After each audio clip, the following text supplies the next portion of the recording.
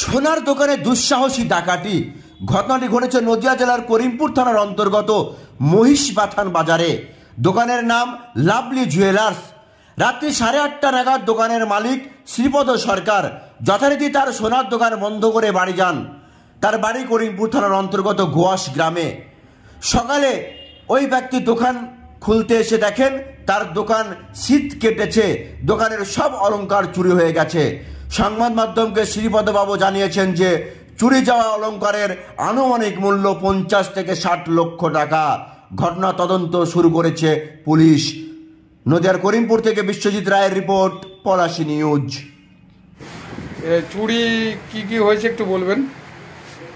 যা যা ছিল দোকানে সবই চুরি হয়ে গেছে। তাও ক্ষতি আপনার সোনার জিনিস সব।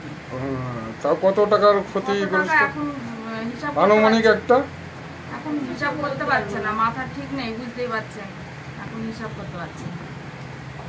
আচ্ছা, চুরিটা কবে হয়েছে? কালকে রাতে। কটার সময়?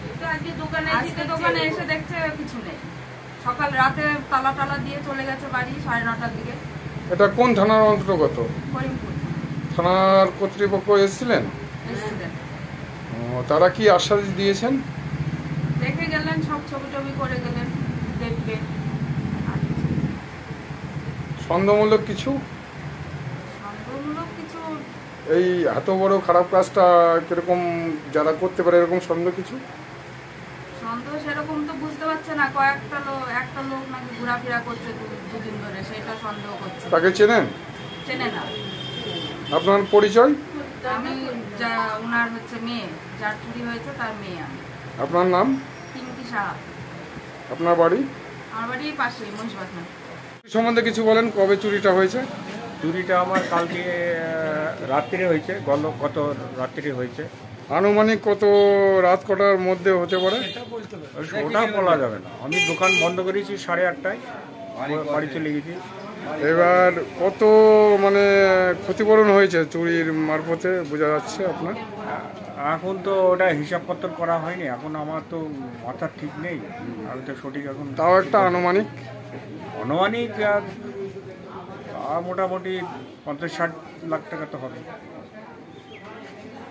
ওই চুরিটা করেছে ওই পেছনের দেওয়াল কেটে, না? ঘুরঘুরি খান ছিল। এটা কোন থানার অন্তর্গত? করিমপুর থানা। থানার কর্তৃপক্ষরা এসেছিলেন? এসেছিলেন। আপনার পরিচয়? আমার পরিচয়, বাড়ি আমার গোয়াসে।